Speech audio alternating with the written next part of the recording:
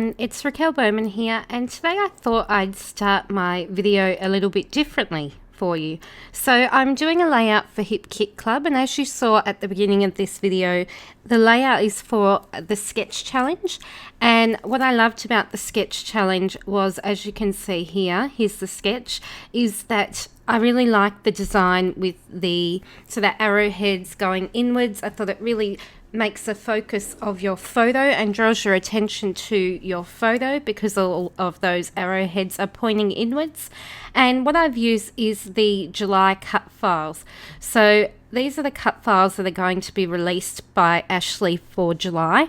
And what I have done, and I thought I'd show you and talk you through a bit of this, just so that if you do have a silhouette and you're wanting to create this page, that it's quite easy to replicate.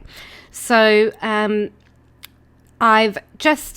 what I've simply done is I've got the cut file and I have grouped the section of arrowheads like so. So you can see each of these ones here are grouped into pieces, and my thoughts were that I will cut these on varying pattern papers. So if I count across, that's 3 inches by 5 inches long. So I'm going to cut my pattern papers into 3-inch wide by 5-inch long strips or pieces, and I'm going to do that 8 times. So I don't know whether I will use say 4 papers and use the front and back yet, or maybe I'll just use a couple of different color combos. I haven't thought of that just yet, but I know that design wise that's my thoughts. And then what I'm going to do is, instead of cutting them out on one piece of paper in that sort of circular design like I'm showing you now, I'm going to cut them on paper, as you can see here. So this is my cameo mat, and then I thought that I would paste and adhere them onto my page as pictured in the sketch, but I'll adhere them just in the middle, and my thoughts were that I'll stitch a line in the center of each of those arrowheads and then fold up the outer edge. So I'm going to create a lot of dimension on this page is what I'm thinking now. And as you know from my layouts, that when I do create, I always do start with a bit of a design idea in mind, but sometimes it doesn't work out, or sometimes I adapt as I go, and that's okay by me. And you might sometimes see that the way that I plan to do things doesn't exactly go as planned, but in the end I'm pretty much always happy with the design or the process that I've gone through. So I thought that I'd show you the cut file set that I can't wait to continue using. I really love this sort of happily ever after with the florals there. Even these individual sort of sayings here would be perfect on a page. This heart could be used just as a large heart, or you could group that into a background design. So I think there's really lots of fun elements that can be used.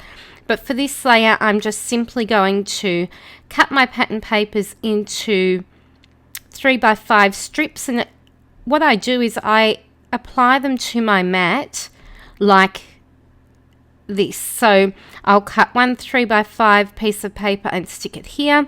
Then I'll cut another 3x5 piece of paper and stick it here, so that I get lots of different patterns on the one sheet. So it means that I don't have to keep changing the papers and cutting and then changing and cutting and changing 8 different times. I can just stick the pieces on, and as long as I use this guide, then it will work out. So that's my thoughts so far.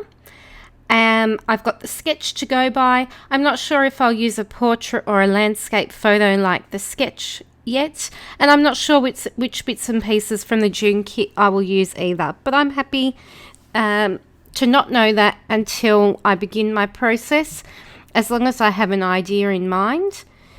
And I think that is it. So I'm going to go ahead and cut some pattern papers. Then I'm going to show you how I pop the layout together and speed you up into the process video. So as I mentioned, I begin by cutting my papers into pieces and arranging them on my Cameo mat. And what I end up doing is basically cutting them into 6x6 pieces and pulling them off my mat once I'd cut them. And I thought at first I'd go in colour, and then I decided to mix up the patterns and do sort of a multi-pattern arrowhead look like you can see there. So I actually arranged that all off camera because it took me a mighty long time, and I didn't want to bore you with me basically peeling it off the mat and then placing it onto my page. I wanted to sort of arrange it so that I had a section sort of at the top, middle and bottom middle of the where the photo is, or of the page. So I had a space there, so I sort of grouped the arrowheads pointing inwards in sort of that top, so that in those diagonal spaces, if that explains it right. I'm not sure, it's getting late here. Anyway, so then I decided to work on my photo layers, and because I have a white border on my photo, it means that I can sort of have quite a bright, or it could be a busy pattern behind my photo, but I ended up choosing a bright pattern, and that was the Fancy Free green, and it's got a really faint Swiss cross sort of print on it, and it's just adorable. And then I wanted to back my photo and that layer, I wanted to create lots of layers. So I loved the ledger paper, and I thought that it would be really cool if on that ledger paper I then punched a binding edge so it looks like a notebook. So I grabbed out my EK Success, I think it is, it's quite old now, binding edge punch, and punched the edges of that just to give that layer a bit of detail. I knew I wanted to add some veneer into the page, so I used one of those Julie Bean Soup pegs, and I thought that that looked quite cute. It did bulk up the layers quite a lot, and I end up having to compensate that bulk with lots of foam dots, which you'll see later. And then I thought I may as well use some of the scraps of pattern paper from where I cut the arrowheads, so some of my layers are just the offcuts from that. Once I worked on and had finished that photo and lots of all of those layers, I decided to start gluing on those arrowheads so that I could sort of start embellishing. So I used my T-square ruler to help me to get the first arrowhead straight and sort of where I wanted it to be. So I wanted them to be the same distance in from the edge on the left and the right. And then I used the right angle of those arrowheads to then continue gluing and spacing the rest of them, as you can see there. So I glued the first one, and then I left the same gap and continued that right angle until I'd done them all. Then what I did was ran my machine through each of the arrowhead lines on that diagonal. And I'm going to show you now, and I've slowed it down to real time, how I pull through my threads. So what I do is to get the threads both at the back so that it won't unravel.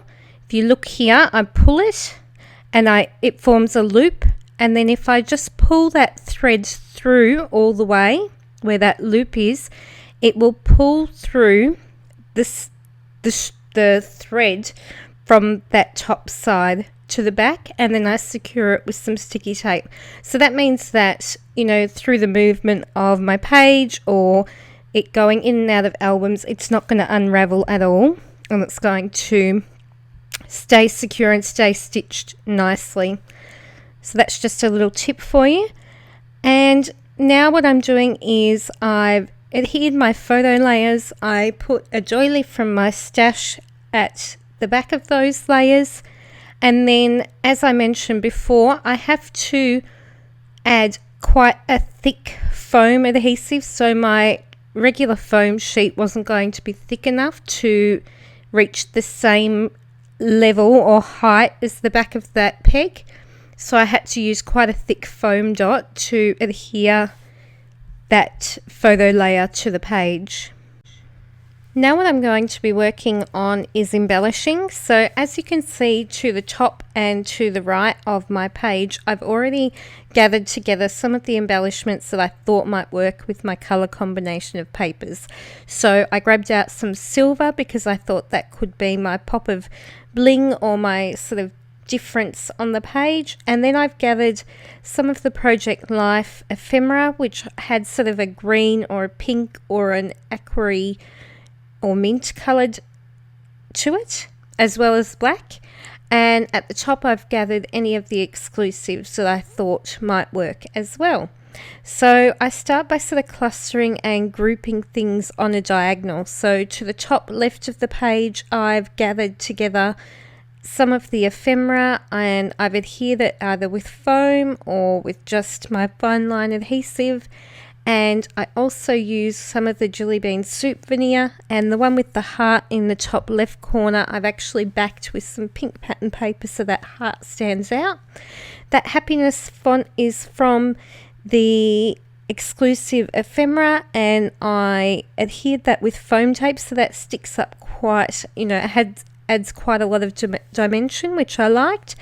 And then that together was one of the Maggie Holmes Bloom